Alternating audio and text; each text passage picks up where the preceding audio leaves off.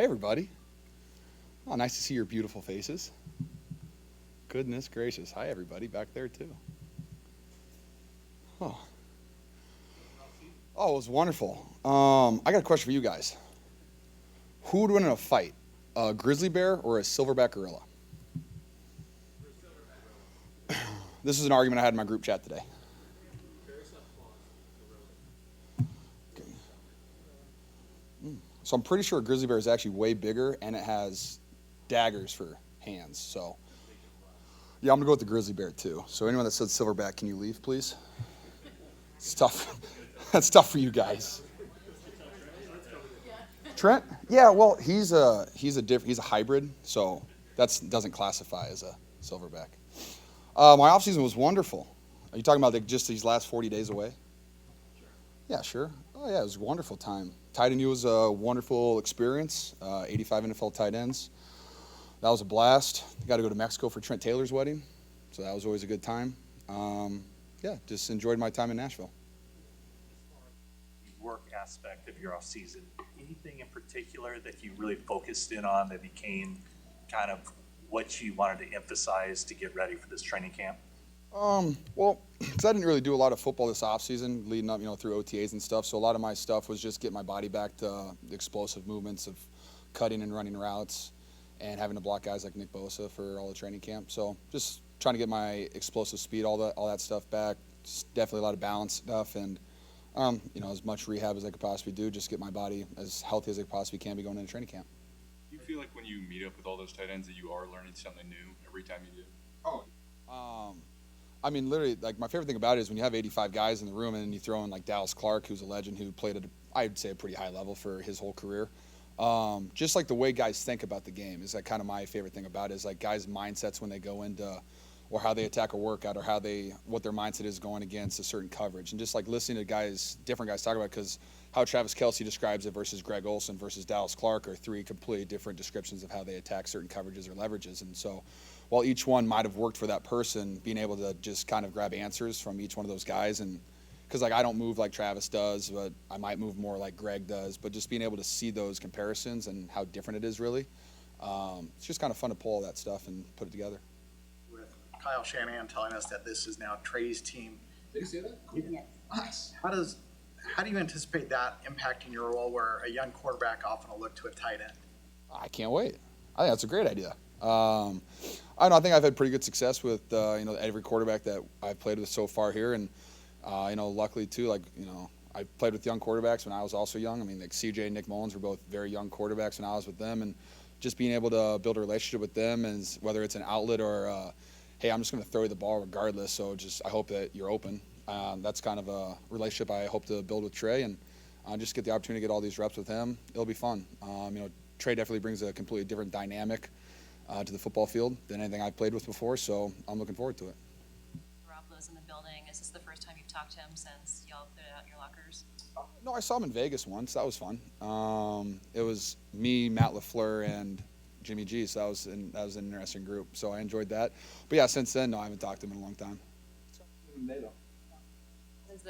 How's the mood feel in the locker room? Guys are excited. I mean, football's back. I mean, the start of OTAs and the start of the season, everybody's 0-0 and everybody has, huge dreams and aspirations. So that's a very great energy to be around. But when you're also around all the guys on the team who have been here for a couple years, whether it's Bosa, Armstead, Jimmy Ward, McGlinchey, Trent Williams, when you're around all those guys, you just have this, this energy where you want to get better, and you really have this belief in this team that we have all the key pieces to be successful this year. The circumstances that come together for you, Jimmy, and Matt LaFleur to get together in Vegas. And then Jimmy was having Vegas at the same time, so we convinced him to come hang out with us for a little bit. Yeah, and then you throw Alex Mack into that one. I mean, basically all the Niners that were at the Pro Bowl, plus some of the Packers guys and Matt LaFleur. That was an entertaining couple nights. Matt is just he was a good luck charm that weekend. What's the mindset of the veterans on the team, the guys who have been through a couple of these playoff runs now, knowing that the expectation is to contend while you also are bringing along a first-time starting quarterback? Like, what goes on in those discussions that you have with the captains? Like, does the emphasis change knowing that you have an inexperienced quarterback now? I mean, I don't know if I've actually had a sit-down conversation with Trent Williams about Trey Lance yet, but I think the overall consensus would be that our best players need to play their best football. You know, we need to do our best to make it as easy as we can for Trey. And while there's going to be ups and downs, we need to play at a high enough level where, you know, if Trey has a game where he throws a couple picks, it is what it is, and we're going to be playing at it well enough where we can win those games. And you know, if not, just encourage him to continue to get better because, I mean, just his progress from being a rookie day one of OTAs last year through training camp, through the season, and then through OTAs this last couple months is he's gotten better. I mean, I can see that, and I'm not going to lie to you guys. Like, he has gotten better. If he stunk, I'd tell you guys he stunk. He doesn't. But he's gotten better, and he's going to continue to progress. And I think the more games that Trey plays, the better he's going to get. And it's just going to be up to us to be around him and to help him out as best we can. Different dynamic that Trey does bring. What opportunities does that open up for you on the field? I mean, I'm looking forward to a lot of plays that are off schedule.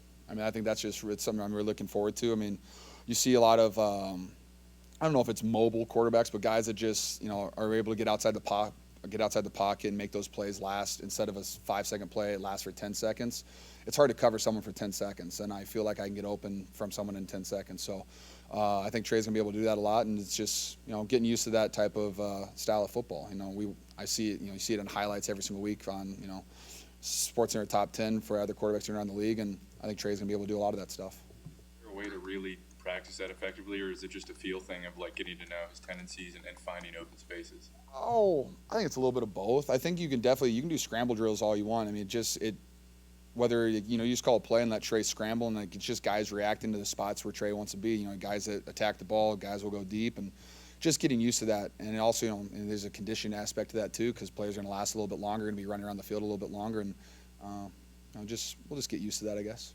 George, have you seen the woman artist on Twitter that draws Jimmy every day at Trace? What do you think of that? It's comedy. I have noticed that. I've been there a couple times. I think I mean, it's definitely entertaining. I love the internet. I think Twitter and the internet's always undefeated, so you can't lose. And so I always enjoy seeing those photos, and whether I'm in them or not, I find them very enjoyable. Any mugs or anything? I've not. I did really like the South Park version though, because she drew me as Cartman, and I thought that was pretty good. To read it actually yesterday or the other day. Yeah, and I told her about your Joker tattoo. So if you had anything to say to her, what kind of drawing would you like to see? I mean, she has to keep drawing Jimmy, but I don't know. She's done a pretty good job so far. I like it when she hits all those movie classics. I'm very nostalgic, so anytime she hits something from my childhood. She had a Calvin and Hobbes one the other day, and that was really funny too. George, on top of taking as many reps as you can with Trey, how do you go about continuing to cultivate that relationship with him? You know, I mean, it's just kind of being there for him, honestly. Whether you just talk to him, make sure, you know, keep his head clear, and just continue to encourage him. I mean, football's a kid's game at the end of the day, and there's a lot of confusing aspects to it, and there's, you know, a lot of confusing parts of our offense, but Trey's a hell of an athlete. He's got his head on right, and, you know, just continue to talk to him every single day and encourage him to throw me the football. With it seems like the running back group just overall is bigger, like featuring bigger guys than what you guys had with maybe Raheem and Tevin. Do you expect the running game to have a different look, maybe schematically, or how you guys, you know, approach that? I mean, it's definitely going to be different. I mean, Mike McDaniels, he did his own thing. He was very creative in how he put guys in certain places to get defenses to move to certain spots to let us run the football. But I mean, we're still the Niners. We're going to run outside zone. We're going to run gap scheme, and we're going to do a lot of bootleg play action stuff. So, you know, I believe that we're going to run what we're really good at. And while, yes, it's pretty hard to replicate Raheem Mostert's speed. I still think we have fast guys, and we have guys that run downhill, and that's really all you need in the football room. You know, as long as guys are running downhill and not going lateral, I think we're going to do just fine with our run game. Talked about the coaching staff and a guy like Brian Fleury bringing a new stuff. Thanks. You've seen it already this offseason. Nice. Thanks. Fleury. We talked about Fleury. What about Anthony Lynn?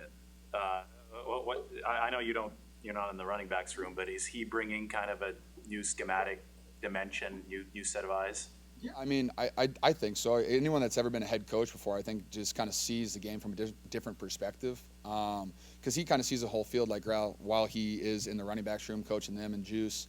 I I still feel like he brings a lot of different things to our offense. I mean, whether it's in the pass game, he's talked to me about certain things. Like when I was doing OTAs, I got to stand next to him and just listen to him talk about whether he was talking about a route, whether he was talking about the offensive line. Just listen to him talk about different things is very interesting.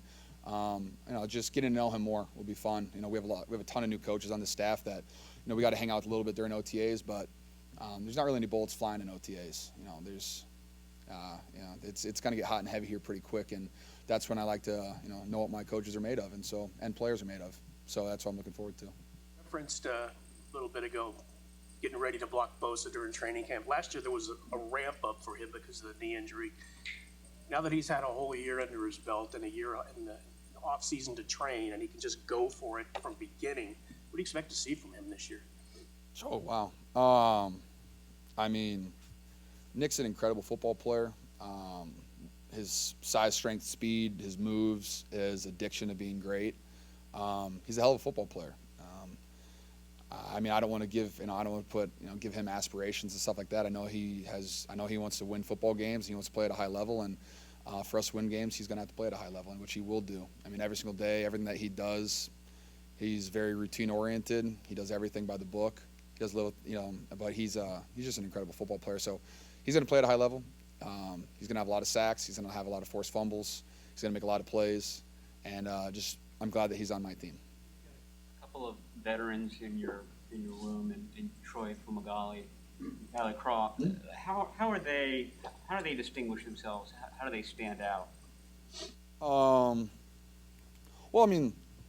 As a tight end, I think it's kind of difficult to stand out too much during OTAs because there's no shoulder pads. You can see guys run routes and stuff like that.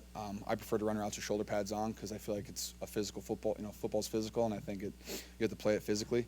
I think both Tyler and Troy they had both really good OTAs. I thought Tyler came in, and he looked good run blocking in shells, a little bit. But I think he's going to do great. I think Troy's, he's a big body that can move people. Everyone has their own little pros and cons in the pass game, but I can't wait to see that, and that's what training camp's for. I try not to judge anybody in OTAs because I've seen players that looked like they were Randy Moss in OTAs, and then they were cut by the second week of training camp. So I'm waiting for shoulder pads and preseason games before I judge anybody. George, you went into fans in the offseason, 49ers fans. What was the question, or what did they talk to you about? What did they ask you about? Say that again? When you run into fans in the offseason and they say, what's the team look like, or what is something you get asked the most in the offseason by fans? Oh, same as you guys, Jimmy or Trey. That's all I ever get asked by everybody. It is what it is. It's been like 4 years of that question, I feel like, at this point. But no, other than that, they just always ask either, it's usually how's Trey doing, how's Nick Bosa, and is Trent Williams as big as you think he is? And yes, he is. He's a massive human being.